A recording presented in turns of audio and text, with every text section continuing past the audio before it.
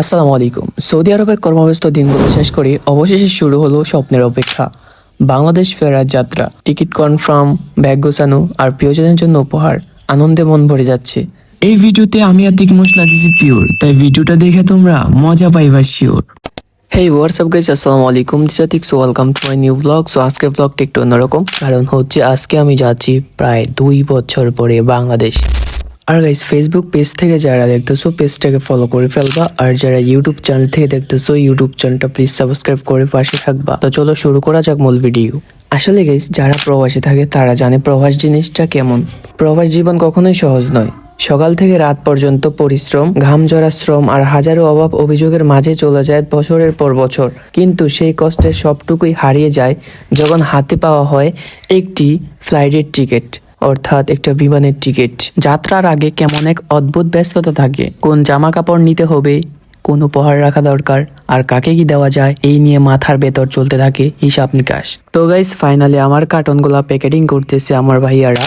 তো দেখো, ফাইনালি আমার কার্টনটা ডান হয়ে গেল, প্যাকেটিং করা শেষ। আসলে গাইস, আমার ফ্লাইট ছিল সকালে, যার কারণে আমরা রাতেই কার্টনগুলো প্যাকেটিং করে ফেলছিলাম।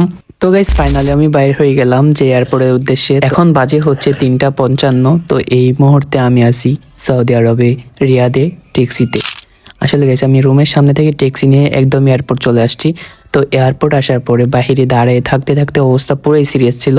তারপর যাই হোক, অবশ্যই আমি এয়ারপোর্টের ভিতরে ঢুকতে পারলাম ইমিগ্রেশন শেষ করে।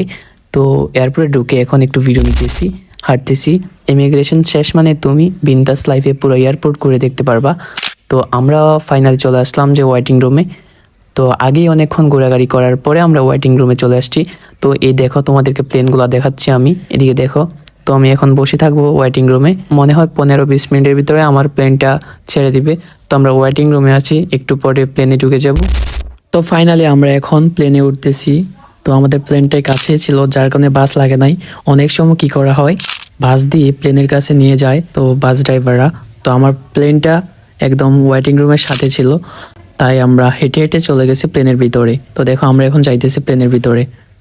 الذي ذكرنا هذا وما كنا نعلمه وإنا إلى ربنا لمنقلبون আল্লাহ মহান, আল্লাহ মহান, আল্লাহ মহান। ফাইনালি আমাদেরকে দোয়াটা পড়ায় দিল। তো এখন হচ্ছে গিয়ে মনিটরের মাঝে দেখাচ্ছে যে কিভাবে কি করতে হয়। আপনারা প্লেন ছাড়ার আগে সবাই একটু ভিডিওটা ফুটেজটা চেক দিবেন। আর এমনিতেই ওরা অ্যানাউন্স করে বলে দেয় যে কি কি করতে হয়। তো কিছুক্ষণের মধ্যে আমাদের প্লেনটা আকাশে উড়াল দিবে। তো এর ভিতরে আমাকে আবার একটা পানি দিল। ও ভাই, সিটের অবস্থা এই দেখো, এটা পুরোটা আমার সিট, ঠিক আছে? এটা একটা খালি, এনে একটা খালি। মানে এক কথায় এইবার বাংলাদেশ বিমান নিয়ে আমি অনেক ভালো হয়েছে, আমার সুবিধা হয়েছে অনেক, ঠিক আছে? এই দেখো, এখানে আমি এখন শুয়ে থাকতে পারবো। তো আমার এটা উপরে তুলতে হইব, তারপরে এই বালিশটা এখানে দিয়া, এই বালিশটা এখানে দিয়া, 3টা বালিশ এখানে দিলাম, ঠিক আছে? তো এখন বর্তমানে আছি মানে আকাশের একদম মাঝখানে, ঠিক আছে? মানে অনেক উপরে। সবার উদ্দেশ্যে একটা কথা, সবাই বলে যে বাংলাদেশ বিমান ভালো না, ভালো না। আসলে কিন্তু বাংলাদেশ বিমান অনেক ভালো, ঠিক আছে? আমি আমার এই জার্নিতে আমি যা বুঝলাম, ওদের ব্যবহার, আচার ব্যবহার সবকিছু অনেক ভালো। আমরা অনেকেই এই প্লেনে বসে থেকে আমরা ভাবি যে এখানে নাকি ওয়াশরুমে এটা ওইটা অনেক কিছু, সত্যি বলতে এরকম কিছুই না। আর আমার ফার্স্ট টাইম বাংলাদেশ বিমানে জার্নি, ঠিক আছে? তো বিমানের সাইডে পাইডে যদি তোমার একটু দেখাই, একদম ফাঁকা, ঠিক আছে? আমি যেখানে বসে আছি এর পাশে আমি শুয়ে রয়েছিলাম কিছুক্ষণ আগে।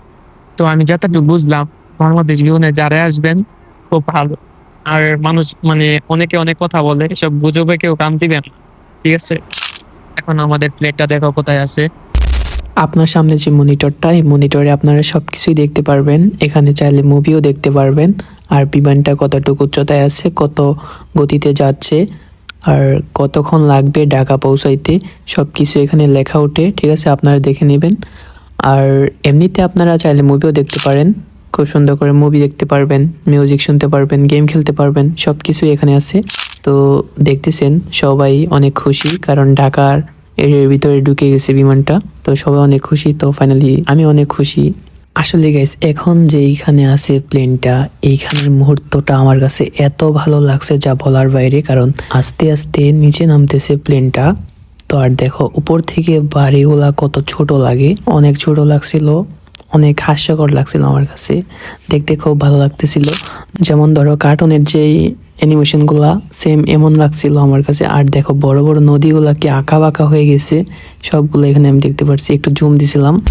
তো দেখো বড় বড় বিল্ডিং গুলা, দোকানগুলা কত ছোট লাগতেছিল। আসলে এটা হচ্ছে আমাদের ঢাকার ভিতরে এয়ারপোর্টের আগে, যখন আমার প্লেনটা এয়ারপোর্টে ঢুকবে এই মুহূর্তে। ফাইনালি আমাদের প্লেনটা ল্যান্ড করে ফেললো। তো সবাই একটু ভয় পাইছিল, কারণ চাকাটা যখন নিচে নামছিল ওই সময় সবাই একটু ভয় পাইছে, বিশেষ করে আমি অনেক ভয় পাইছিলাম। তো গাইস অবশেষে সোনার বাংলাদেশে এসে পৌঁছাইলাম আলহামদুলিল্লাহ সবকিছুর জন্য। দেখো প্লেনগুলা কত ছোট লাগতেছে, আর স্পিডটা দেখো কত। আর এটা হলো এয়ারপোর্টের অনেক দূরে, আসলে আস্তে আস্তে কাছে যাচ্ছে প্লেনটা। এখন আমাদের প্লেনটা বর্তমানে এয়ারপোর্টের খুব কাছে, একদম পার্কিং এরিয়াতে। তো দেখো অনেকগুলা প্লেন এখানে দেখা যাচ্ছে। অবশেষে চলে আসলাম বাংলাদেশ এয়ারপোর্ট। তো ভিতরে ঢুকলাম, ইমিগ্রেশন শেষ করলাম। এখন আমরা চলে যাব সরাসরি লাগেজ নিতে, যার যার সামান নিতে। ফাইনালি আমি ট্রলি নিয়ে বেল্টে এসে দাঁড়ালাম। এখন আমার কার্টনটা এখানে আসবে, তো দাঁড়িয়ে কার্টনটা রিসিভ করলাম। এখন আমরা গাড়ি নিয়ে চলে যাচ্ছি বাড়িতে। তো আমার বাড়ি থেকে আমার ফ্যামিলি আসছিল গাড়ি নিয়ে। এখন আমরা যাচ্ছি 300 ফিটের রাস্তা দিয়ে। 300 ফিটের রাস্তাটা আমার কাছে অনেক ভালো লাগে, সেম সেম সৌদি আরবের মতো ডিজাইন করছে ওরা। আজকের ভিডিও এই পর্যন্তই। তো দেখা হচ্ছে পরবর্তী ভিডিওতে। সেই পর্যন্ত সুস্থ থাকুন, ভালো থাকুন এবং 5 ওয়াক্ত নামাজ পড়ুন। আসসালামু আলাইকুম, ধন্যবাদ সবাইকে।